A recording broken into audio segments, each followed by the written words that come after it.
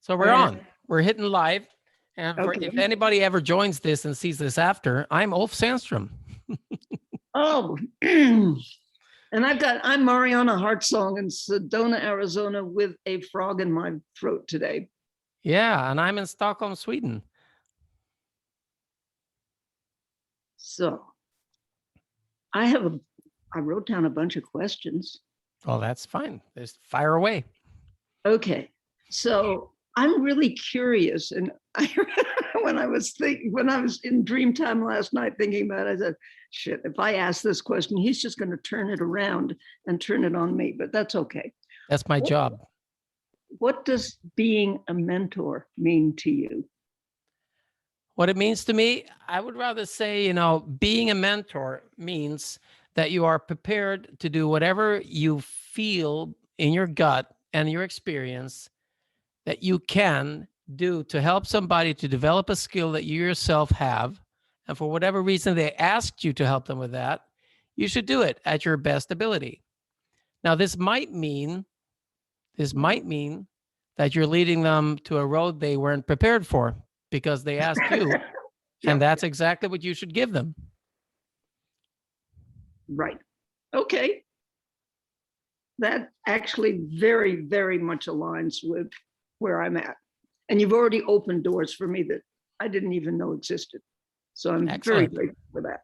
Beautiful. And okay.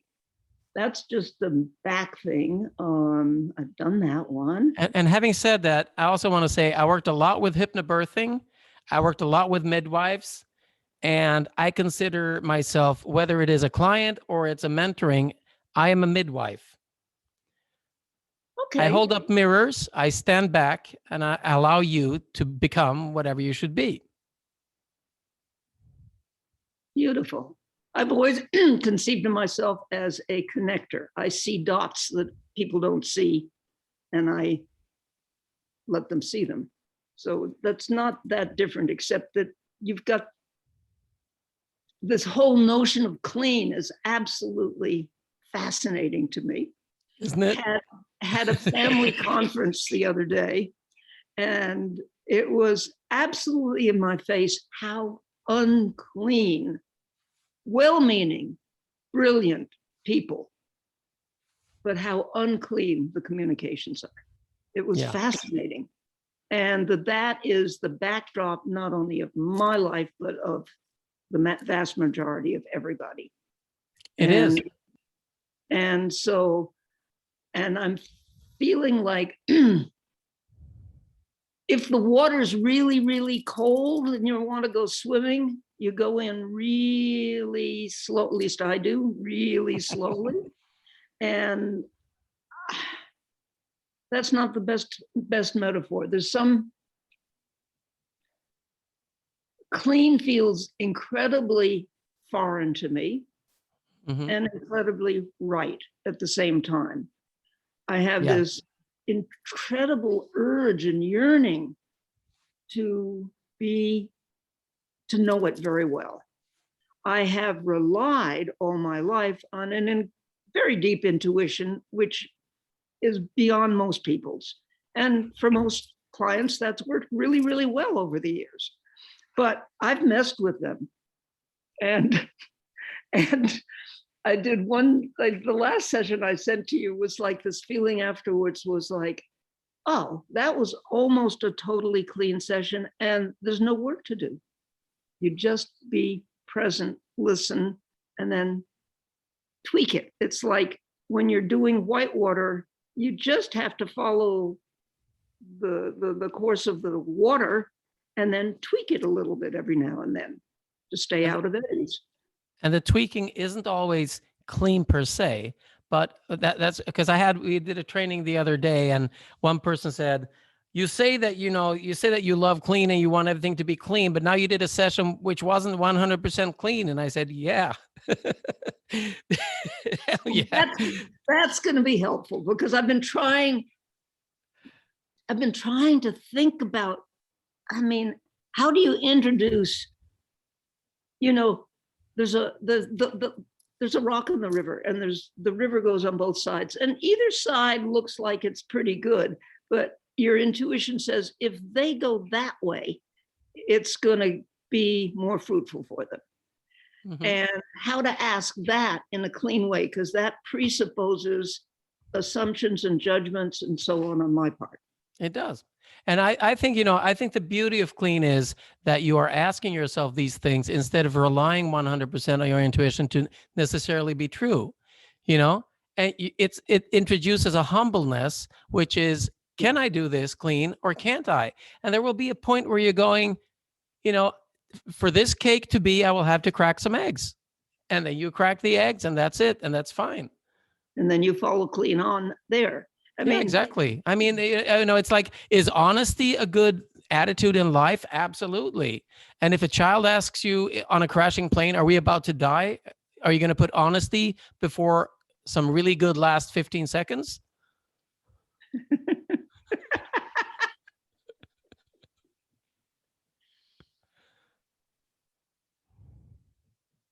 Very interesting commentary. Yes. Yes, that's what happens in my brain. I like it. I like it. Well, that's what happens in my brain too, in different ways. And mostly I'll say things and I get this curtain goes down in front of me. Not with the clients I'm working with now, because most of them have already been filtered in. Spirit's doing a really good job of sending me people who are similarly permeable in different ways. Yep. And haven't been seen. So having somebody like me show up is just a real gift to them, just like having you show up. So how did you know way back when that you wanted to mentor me? Well, in part, it is, I am influenced by Dr. Bhaskar Vyas and his wife, Rajni Vyas from India. They worked 40 years or 50 years with hypnotherapy. And they're the grandfather and the grandmother of Indian hypnotherapy. So we spent quite some time together, and he comes from an old authoritarian school, which I don't, but he has, when he sees that I'm not, then he's fine with that. And he just switches. They're wonderful people, very knowledgeable. And that Indian mystical way of answering a question with a question, kind of a Rumi-ish attitude or a Buddhist attitude, So he said that, at one case we did this training and this woman comes along and the training is over and he's been working all day. He's jet lagged. They flew him over from Berlin and before that from Delhi. And the person says, I have this little issue. I really don't want to bother you, but if you have the time, if not, it's okay. It would be really nice if you could. And he goes, the universe has sent you to me. Right. So we must comply. Oh, the universe. Okay. So that's that. I figured it was something like that. So the moment Harry said, I don't have the time. Right. I said, I do. Right. He didn't say he didn't have the time. He said he wasn't taking any new mentors, period. Mentee. Yeah. Which is the same thing that he doesn't have time for taking mentees or whatever, whatever the reason. Right. Whatever that reason is. My reasoning is this. If the universe puts you in front of me in need of a mentor and somebody else says they're not going to do it for whatever reason, then I just trust the Bhaskar and I say, then it's meant to be. Mm-hmm. Well, thank you. And, I just find that, I don't know if we should call it the universe or Gaia or whatever forces there may be that we have no idea about, or whatever that is. I can be extremely scientific and pragmatic, and I can also be completely California woo-woo or jungle, whatever, I have no problem with all these sides. So I'm just saying that when you take a step back and instead of, trying to make things the way you think they should be and allow them to be what they are, then all of a sudden, all these doors open up and things become really easy. Right. And in Rwanda, there's this saying, which is ichireze, spelled with a Z. It's quite a cool word. So ichireze means your diamond within. So every one of us has a piece of a puzzle we don't know, and everybody needs to contribute it. And you may have no idea what your diamond within is because you can't see it, because only somebody else can. And we don't know if you're mentoring me or me you anymore. So we don't care about it. We just, flow along and see what happens.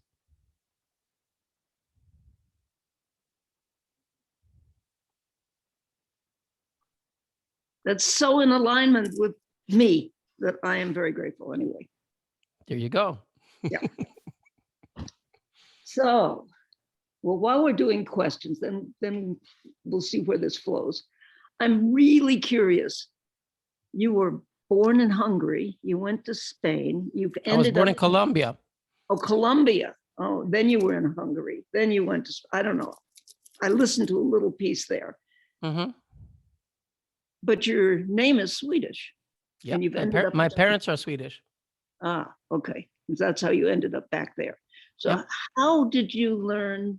Where did you come in contact with English at the level you navigate in it, which is Well, exquisite. my first 5 years in school was English, because we lived in countries where there was no Swedish. Right. So it was English. It was British private school. It was American public school. It was all kinds of schools. Because you don't have the usual accent that people come with. So that explains it. You started using English very, very young. Well, I'm what people would call truly bilingual. Right. So my brain will dream and function and change character depending on the accent I have. And I also, since I moved around, this is my own theory about it. Since I moved so many times as a kid, you need to reinvent yourself in every new environment. And that includes the language and the culture. Mhm. So once you get up to 3 languages in your Right. brain, you start using pattern recognition, which means that all of a sudden a 4th language is not hard, because you have all these patterns of chair in one language, chair in another, chair in a third, chair in a fourth. And all of a sudden you have all these handles towards something you sit on. Right? So it just Right. becomes, the neural structure of the brain just makes that easier. And then playing music makes that easier as well, because you're getting all Absolutely. these neural structures that are mathematical and rhythmical and all that. Yeah. And I'm more of a cultural speaker than a grammatical speaker. I don't even know grammar. That's not important. You communicate clearly. Yes. In fact, you not only communicate, it's so refreshing because your communication is going here, and then suddenly this is brought in, and this is brought in, and this is brought in. And yeah. I call it octopussing. Octopussing. Yeah, it's kind of octopussing. I like that. And the cross-cultural aspect fascinates me. Like yesterday, I was sent a video of a concert which was given in the morning on Zoom, or presented in the morning on Zoom while I had a client. So they sent me the copy of it. And it was from a violinist that I met in Bulgaria in '99. I played with her. She came here. I set up concerts. We played here. And it was just like Zoom has opened doors of connect. I mean, it's like,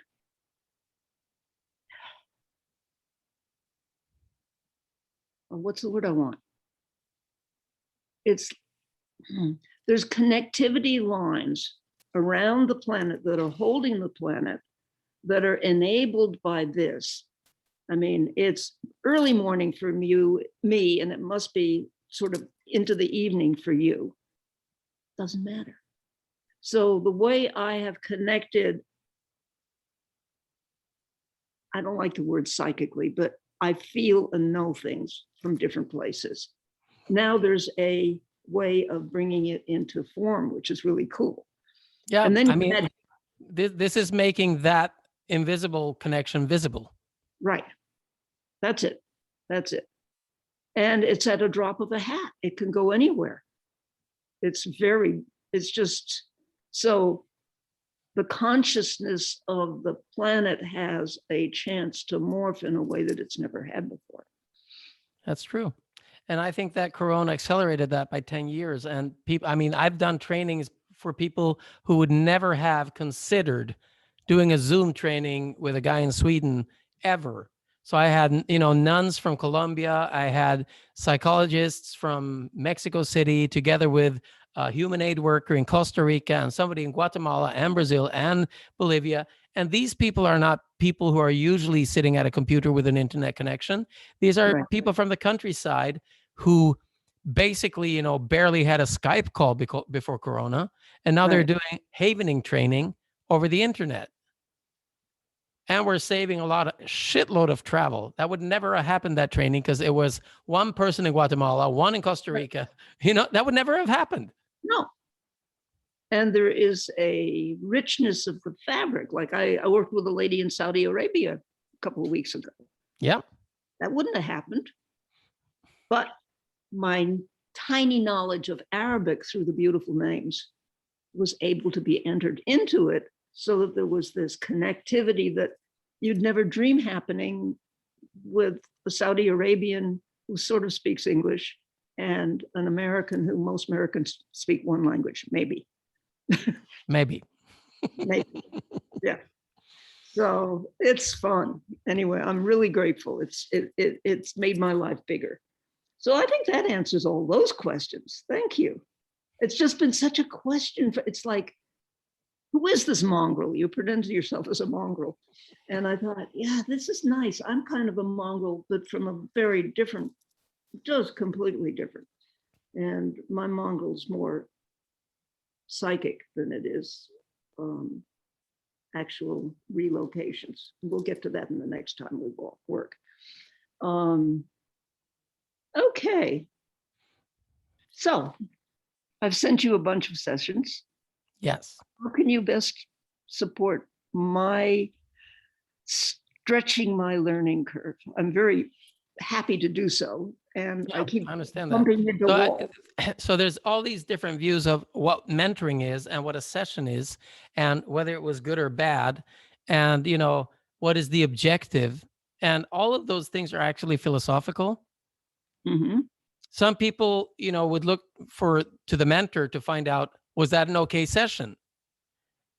And if I said yes or no, that would be so unclean. Yes, I totally get that. But don't you, or didn't you at some point have an internal monitor of, yeah, I was able to navigate these waters with this client in a way that served the client well?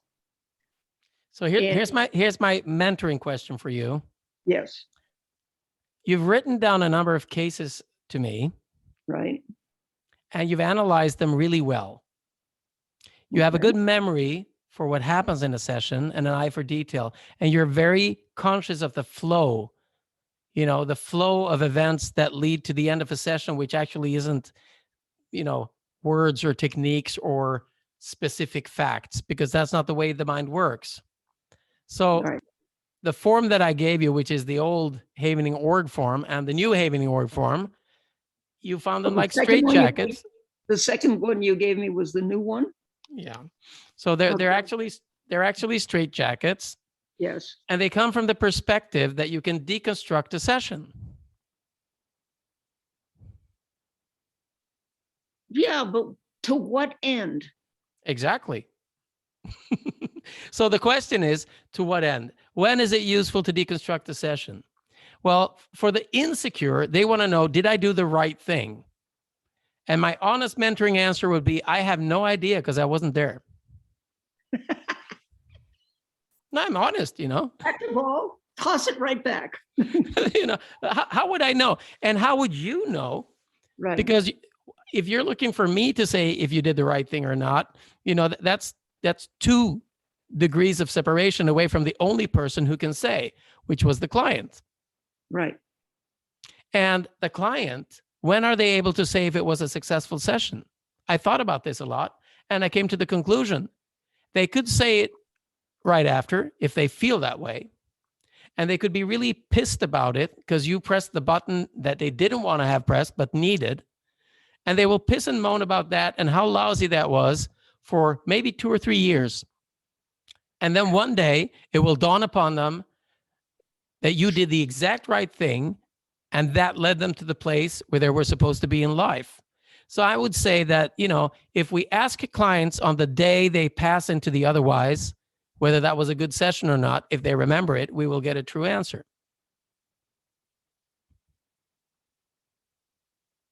So I start looking for anomalies and patterns rather than techniques.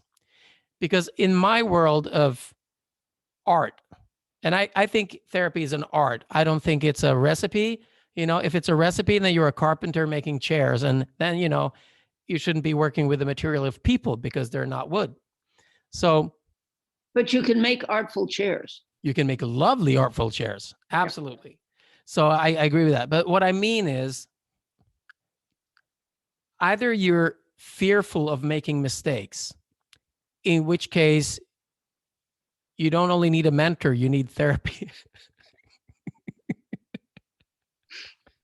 That's where I get stuck in that one. I call it a failed session. Yeah. I really wanted you to know that I didn't think I'd failed at all. No. It didn't go the way I might have thought it needed to go for the client. Yeah. And I mean, I find that, reading the case, what I go is I see what you're saying and I read it and I'm going, when is she going to be calling me to find out what I think about this? Because that shows me another aspect, right? Either you will be reading into it, he doesn't care, or he's not reading them, or is he really reading them? Or am I doing okay? And why is he, and all that is activity in your brain, which is exactly where the activity should be. So what I look out for is, does she seem to be doing anything harmful?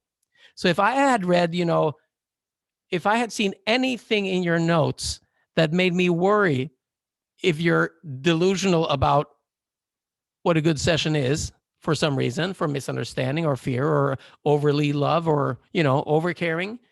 If I'd seen to inflate this. Or needing to inflate that.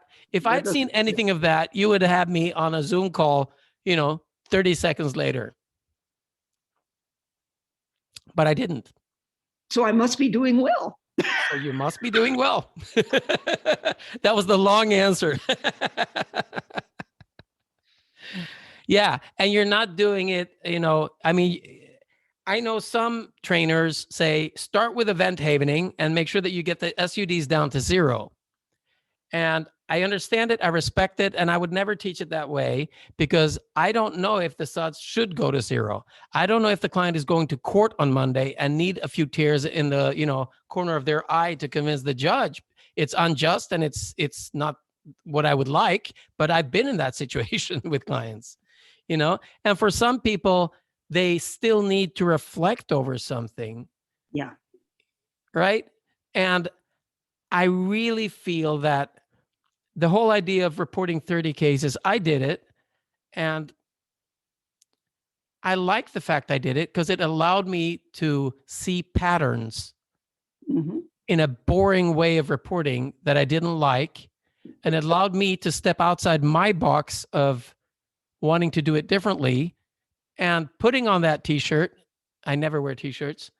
And, just going, okay, I need to do this because if I'm going to be a trainer, I need to know what it feels like. I need to know what I do learn from it and what I don't learn from it. And what I hope the outcome will be from our interaction is a completely different evaluation form that still can be systemized. Yeah. Well, I'm playing with one which I will give to you before our next session. And by the way, the next session I had to put it ahead because I will not have a computer during the time that I had. This poor old computer needs to go to the hospital for a while. And sometimes they do. And the only time I could schedule it.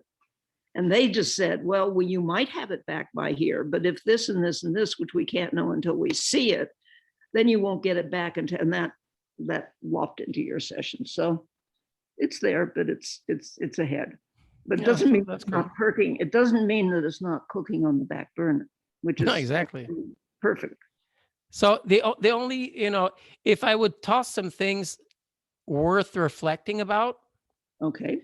it is e-priming. Just I don't think you can ever e-prime too little. What's E prime? E-prime is Robert. It's actually Krosibsky, who looked at language, how language forms our idea of the world, and he had the notion that if you stop being so damn sure about stuff, you will be more humble. I think you indicated that in your last one. And that means having an agnostic approach to everything. And the easiest way to do that, the E stands for English. So E prime is no longer saying that anything is. It seems to be because. This session seems to be failed because it didn't go the way I intended. Well, that says a lot more than a failed session. The client seemed to be unhappy because they were pissed about what I brought up. But it seems from my experience that this can be a good thing. So I'm not sure about anything. It just, it seems to be because. So I have to relate back to, why do I believe this at all times? And by doing that, I have a more humble approach. So I get away from, did I do the right or wrong thing? That's a silly question. Who can tell? We only know the result from the one thing we did. So whether that was right or wrong, we'll wait until they die to find out, So did I do harm? I don't seem to have done harm. Right. Did I follow my gut? Did I do what I believe was best? Did I even surprise myself by doing the exact opposite of what I usually do? Yeah. I wonder why that happened. Well, it seems to have happened because my instincts that I don't even understand at all times told me in some weird way that here I will choose to be provocative and unclean in this very specific case. I get to write up my next failed one in a completely different way now. Exactly. Yeah. So here's the deal. E prime is, and then you have Robert Anton Wilson, who was a philosopher, a cool guy. I think you love him if you see his YouTubes. Robert Anton okay. Wilson. Mm-hmm. So he took Krasivsky's E prime and he added to that something which he calls maybe logic. Maybe logic. Oh, I love that. See, even right there, you sense the beauty of it. So, well, because the way I see it, and I don't mean this in an egocentric way at all, but if most people have 10 pixels in their brain, I've got at least 100, which means that, and that's, it just is. I seem to have. I seem to have. Okay. And most people seem to have 10. Okay. Thank you. Okay. Well, that makes it even more fun. Yep. Because sometimes the 100 pixel people, in order to feel okay, act like they have only 10. Seem to act like they only have 10. Seem to act like You're getting there. So here's the thing. I'm a slow start here. No, that's good. It took me a while to wrap my brain around it, but I love it. So here's the deal. So, do you believe in ghosts or do you not believe in ghosts? It doesn't matter. Sometimes ghosts appear. Exactly. So do you have a personal experience of seeing a ghost? That's part of the dirty laundry we get to go into. Yes. So are you sure that was what it was? Well, could it have been a space entity in a Halloween costume? Whoops, you just froze. That's only my image. That's only your image. Okay. Sometimes when that happens, the other disconnects. Well, that's very interesting. There was a room in this house that I didn't like, and I would always leave the door latched and closed when I would go out. It would always be open when I came back. One day I came back unexpectedly. Door opens right in front of my face. Other people saw the ghost too. We've then identified it. It's a fascinating story, actually. So here we go. Yes. Up to that point, maybe you believed in ghosts 40% because you had no direct proof and, things were speaking. No experience. But wait. And no experience, but you had heard stories and you had felt hair rise on the back of your neck and, thought things and dreamt stuff and whatever that seemed. And then on the other hand, there's no scientific facts that prove it. And it could be space entities in Halloween suits and we don't know.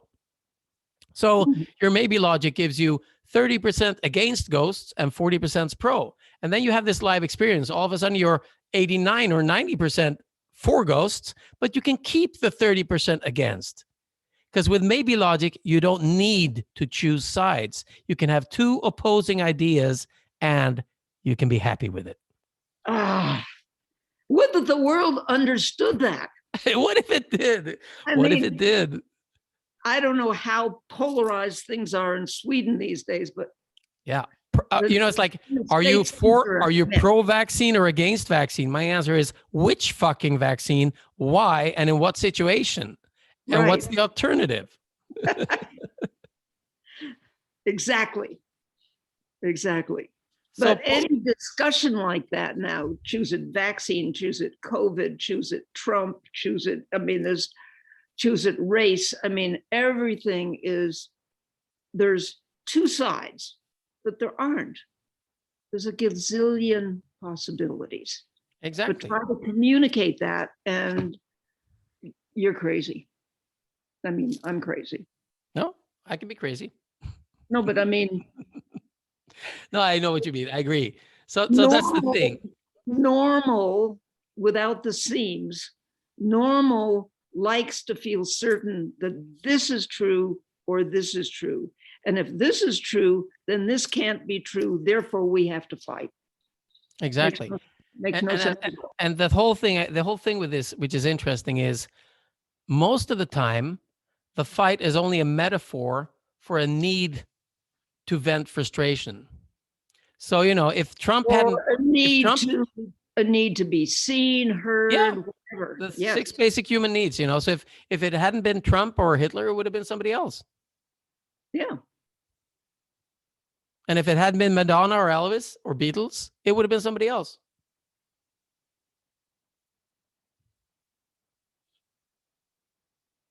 So we got derailed on this maybe logic. We seem to have derailed. So you always okay. This is a great new piece of picture. I navigate, and I'm ready to learn a different way of navigating. I really love that about you. You have one of the keenest minds I meet. So, kudos to that. Well done. Well, in the past, or what's gotten me high, is navigating like you navigate on a river. You never know what's around the next corner. You don't know any of that. But and you don't fight the current. Oh, good Lord, no. You let the current teach you where to go. Exactly. But what I'm hearing, what I seem to be hearing. Oh, there we go. Yay. What I seem to be hearing is that you have, I got it. I'm in my boat, but you've got a little drone that's flying just ahead of you above the stream so that that's giving you pictures, that's a nice image because that's what you're doing. At least that's what you seem to be doing. Way back, I used to say, it's like you need to switch really, really fast at lightning speed from helicopter perspective to zooming in, to zooming out, to zooming in. And the deconstructive world of science, it's all about experts zooming in further and further until they're all lost. Exactly. All you have are the holes in the ground. Wow. I like this.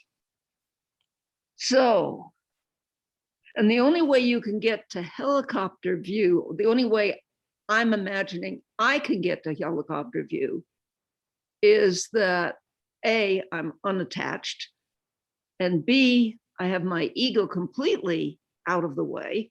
Precisely. And just a way to get a bigger picture. And that's precisely, you nailed it.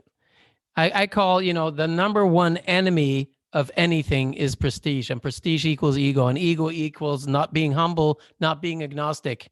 And the minute you're no longer wise. All you are is an owner of information, Right. But so that's, do you know how they train psychologists? I've heard about it. I've never seen it. How they train actually, I grew up in the ivory tower, 8 generations of ivory tower. Okay. Which is a pretty heavy burden. Daughter of a professor marries an instructor who becomes a professor. I then divorced my professor, but it took me a while to get there. So in ivory tower understanding, we know the best for everything. Exactly. And we are the elite. What I discovered is no matter how high the stack of publications is, inside, there's a human being who's terrified. Yeah. And so there's been lots of unlearning to do in this process called. You see, here's the thing, if you go to the deep sea, you find some really weird creatures without eyes. Mm-hmm. You find glowing fish that provide their own light. Right? Yeah. So you can say, this is not my expertise, but I'm going to trust you on this. Okay. So what you will do is you will say, these fish have no eyes, and therefore they cannot see.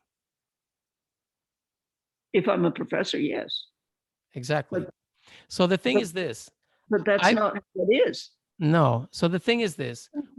What I become curious about is, if there seems to be a 100 pixel person, what does the 10 pixel person have going for them that we have no idea about? Oh, comfort and ease because of ignorance. I'm sorry, that's mine. But there you go. But that is kind of an ivory tower, approach, because it's not completely agnostic. So we don't know. To tell me a little bit more about completely agnostic. You don't have any beliefs that you attach yourself to. No. You're saying there are facts, but I'm not sure what they're like. Right. There are facts, but I cannot swear, that my facts will coincide with anybody else's facts, because my map is my map and I'm unique and everybody's unique. So every map is going to be unique. And if I let prestige get in the way of that, all I will do is, force everybody into my map. Well, and make myself smaller at the same time. Exactly. So, there is a Swedish cancer doctor called Stefan Einhorn. He written 5 books. He had this epiphany, this vision that came to him. And one was the art of being kind, because people believe kindness is also being naive and also being stupid. And that's what some people have as an argument when they're going, yeah, well, if you don't take care of yourself, somebody else is going to steal it. So of course I'm going to be in the front of the line because, and all these arguments.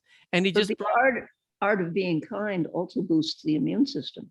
Exactly. And it's gratitude and everything. And he says some controversial things, in that book. One thing is, an act of kindness is not judged by its intention. It's judged by its result. It doesn't matter if you do the right thing for the wrong reason. It's still the right thing.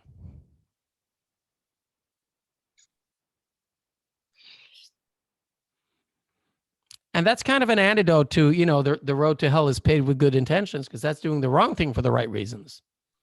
So you have to be humble, knowing that whatever you're doing could be good or not, and you have no idea.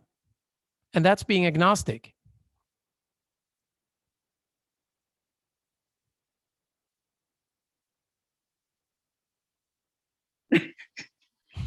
So basically, any form that you build is not agnostic. I guess, yeah. It depends on why you build it. I mean, if you build it to have a metaphor, saying it seems that we will have fun if we meet like this, and then we'll continue doing it because it seems that we're having lots of fun, and then that agnosticism, gives us conditions under which we can make that fun prevail. Mm-hmm. But if we decide that the only way for people to have fun is to meet over Zoom, then all of a sudden we did a different construct.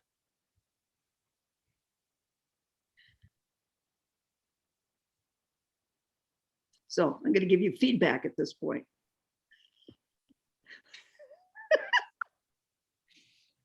One of the things that I have treasured about the steps I have taken for me over the past, it's only a couple of years, is that I've learned to monitor what I call my inner barometer of how much information I can take in at a time. I'm beginning not to be able to hear everything you're saying. Does that make sense? And it's not because I'm judging it. It's just, oh my God, this is full. This is rich. I've met somebody who actually can dance circles around my brain, which is unusual for me. That's usually a nice metaphor. Thank you. Who's leading?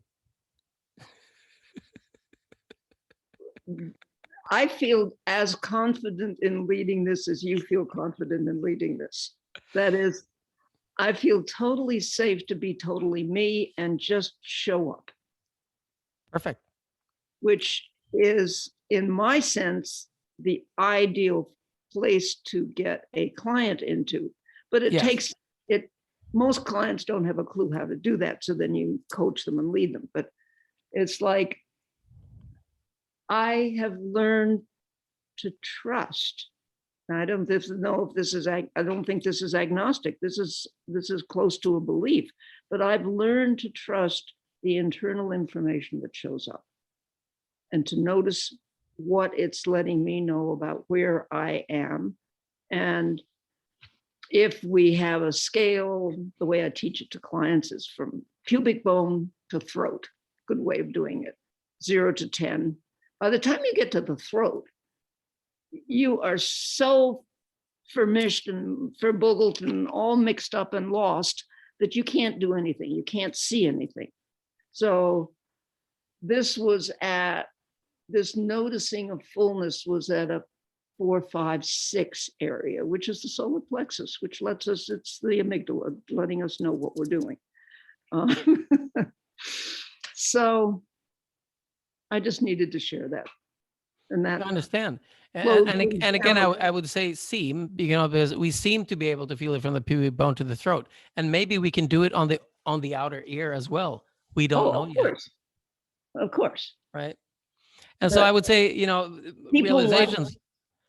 realizations I've gotten from your cases is I think you're beautifully mixing your intuition with the havening touch, which actually speeds up everything because it takes care of anything that pops up. And you're stepping back in a nice way from knowing what's going on and allowing things to evolve in the client, which is clean. And if you add just a little bit more of E prime to that with some maybe logic, it would seem to me to be as good as it can be. I couldn't see it be done in any other way. And it's very rare that people do that, because once you find an ability, like the ability to sense things with intuition, then you start buying into that and it becomes something you're enslaved by because it's there and it's different and it gives you so much. And sometimes the universe is just standing there going, can you drop your intuition? It's about this today, and it's about something else. I actually do have a stick in my finger, and can you please just pull it? You know, Right. so I mean, and that's what I mean, like you're saying, with a high perspective and the zooming in, so that you don't miss what's actually going on. And one day this client turns up and you're going, perfect case. Now I can do all these things that I've been training.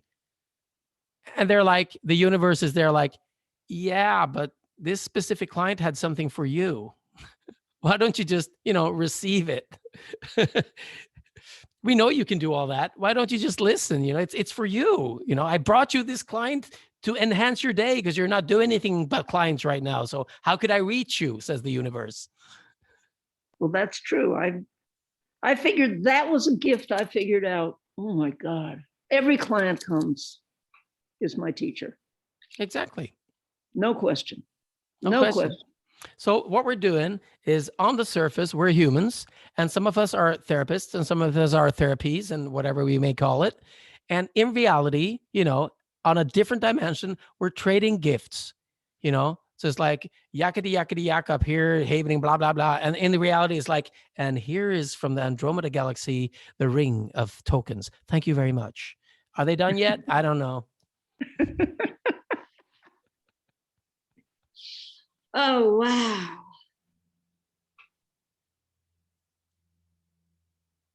So it's actually, how much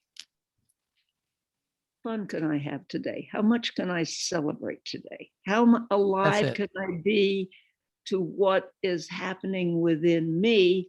And is there a way of sharing, as you said, gifting Yeah. that light with someone And, else? and I see it this way. If you train to play an instrument, which both you and I have done, so if you train to play an instrument, then you have prepared a canvas that something higher than you can use to express something to somebody else. Oh my God.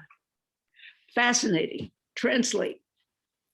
So that means So, that all the work we put into, intuition and therapy and havening, which is a wonderful tool, and all these other tools, is so that whatever needs to dance through us can dance through us. But to do that, we need to use it, and we need to use it in places that we didn't think, with people we had no idea about, because that's not our business. may I share an experience? Yes, you So may. It I might be the was, whole reason why we're meeting. oh, you mean it might be a gift? No, I think you're already way past this. But actually, we were trained musically very, very, very differently. I was trained black notes to fingers to left brain, Okay. or actually black notes to left brain to fingers to output.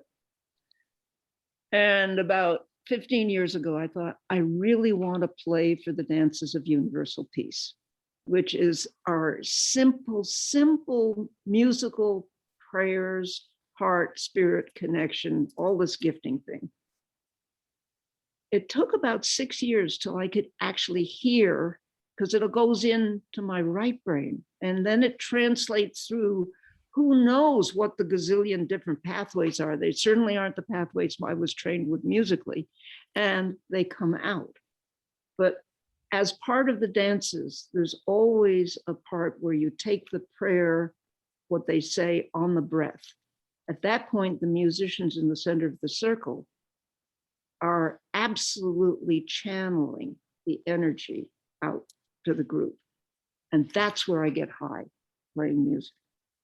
I mean, I get high playing Mozart and Beethoven string quartets. That's my favorite thing to do. But it's like, this is completely different because there's no intelligence, there's no knowing of how to do it the way I knew how to do it, the way I was trained.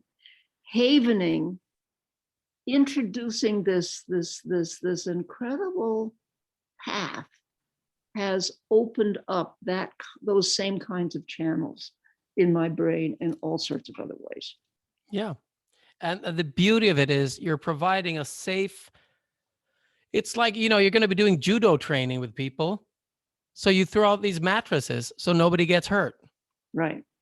And that's what you're doing, you're helping people create that safe space. And I believe that therapy, the only thing you need to do, whether it's coaching or therapy, is provide a safe space and help them open the door to their curiosity. Boop. What What if, if? yeah, what if I could, do this? What if I'm not afraid anymore? What if I'm not too old or too young or too tall or too white or too black or too woman or too man? What if I'm not two? What if I'm three? What if I'm four? What if Yeah. I'm all four? And unfortunately, most stuff called therapy is in particular boxes. And if the client can figure out how to fit into that box, they feel like they did a good job. And my Exactly. job is to do just the opposite. Exactly. And here's the deal. Fill the So, box. so when it comes to the science, when it Right. comes to the assessment, when it comes to the intake sheets, Right. they are all just different glasses through which you can regard a session of havening. Right.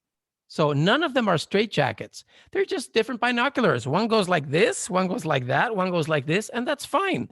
And I've found the beauty of looking through all of them, because the one that hides stuff from me makes it more clear what I can see when I don't use it.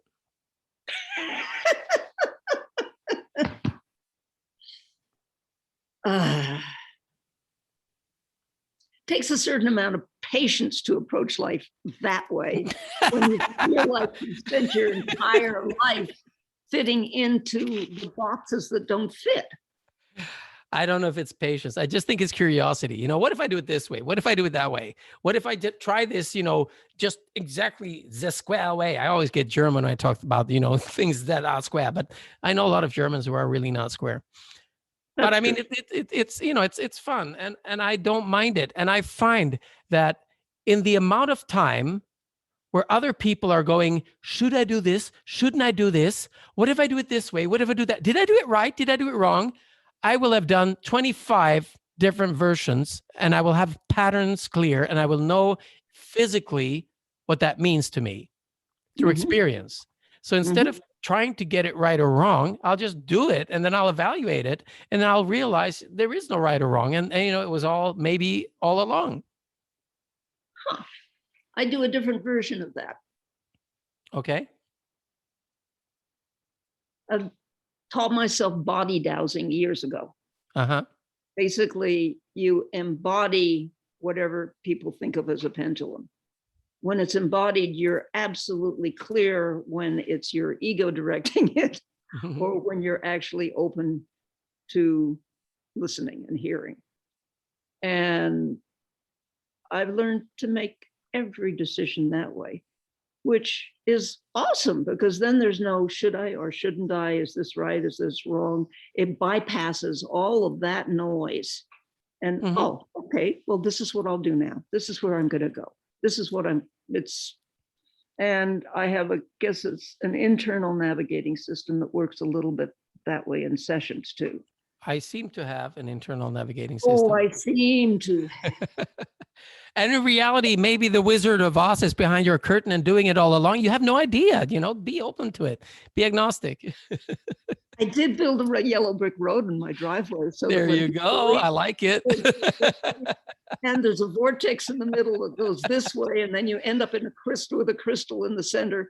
And then you take time. Where am I? Who am I? What do I want to take with me? Oh, I love that. And then I step across it and you're in a vortex going the other direction back down to your car. Beautiful. I really like that. Wasn't me doing that. The house fire, I had to build a house. Then I had this driveway, which was totally lethal for anybody to come through.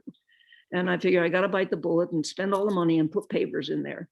And I kept seeing yellow bricks. Well, guess what? They don't make yellow bricks. And I didn't know why I was seeing it. Finally, I got, I'm supposed to be creating a yellow brick road for people. So then I found multicolored bricks that had a tan color. And I got the people who built it for me to make the path with the tan colored ones. And then I painted them yellow. Excellent. But it is pure magic for people because they've had a session and then I send them out to Oz, whatever Oz means to them. And some of them don't know what in hell to do with it. It's not my job anymore. I leave them. They're out of my space. I close the door. I don't watch them. They're doing whatever they need to do to take it home before they get out off the property. It's fun. Perfect. I love it. So, it's a pleasure as every single time that we do this. And I really like it, and I'll send it to you. And I think you should just keep doing what you're doing and know that, I really approve of your points of views on intake sheets and how to deconstruct. And I urge you to prime it and indulge yourself in the opposite of what you enjoy doing and deconstruct something exactly like the intake sheet, just to share that experience with everybody else who does that. Because, it's like, when you go to Africa and you talk music to them, this one guy, he told me, yeah, thank you very much for this instrument. Here in Africa, man, we find one note, and you're playing jazz in Europe, you play every note. You're going, brrr, look at me, brrr, look at me, brrr, like this kookadoo. But now here we find one note and we play it, boink, and we play it, boink, and we play it, boink, and then we play it again, boink, like we really mean it, boink, and that's the one. And, that made me think, yeah, I kind of like both ways, and what if you combine them? And, maybe that would be cool. That's cool. When you said, well, just, try it a way you're not used to doing it. And just that day, I had been meditating and I saw it was time to make some cookies. And then I heard, I don't use recipes. I just download. I'm supposed to put in a purple sweet potato and an apple in these cookies. Never done it before, but they were delicious. Of course. So I do understand that, but we get so used to, part of doing it the same way is there is a comfort, a reliability about doing it the same way. Because, I've learned that I can do this and this will happen. But that doesn't create the next piece. Nope. So thank you very much. And we need both. We need both. I will, if I have a good Emily session, I will use the form because the form is perfectly designed for that. And it's perfect to see, what are the handles and think about, should I have done this with transpirational, and what's the opposite word and what does that mean? And, Leonardo da Vinci, he learned how to paint people by dissecting corpses. Right. I wouldn't do that. Dissecting corpses is actually fascinating. I've done it. Maybe I would. If you're working with structure and you really want to feel and know what the structure is, it's never the same once you've taken this layer of muscle off and then this and then this and then this, and the layers are a gazillion. Yeah. They don't all go in the same road. They go all this way. And then you live into, say, a thigh muscle down into the knee and down into the calf, having done that. And it's an entirely different experience. So it's worth it. And that's how I regard a good therapy session. Everything is connected in ways I cannot imagine. So I shouldn't waste my intellect trying to believe that I am. Yeah. There we go. Excellent. Keep going, you shiny diamond. So where does that phrase come from? I don't know that phrase. I don't remember, but I love it. And it ties together with the Ichirezi in the beginning. Right. I got the Ichirezi. I like that word. And so please send me how you spell Ichirese. Please send me the E prime link. IKIREZE. Ikireze. I And Ichireze. It's IKIREZE. REZE. Oh, Yep. you Z's there. Yeah, Z's there. That's British, you know. That's British. Americans Oh, don't use Z at all. Alan Watts was British. Right. Well, Okay, I'm Canadian and American, so that I can do both. either. I got to run. I love you. Take care. Thank you, and you can publish this one. I don't care. I didn't Beautiful. Get to Here we go. We'll just stream ourselves upstream or downstream. This is useful to people. I think so. I hope Yeah. so. It seems to be. It seems.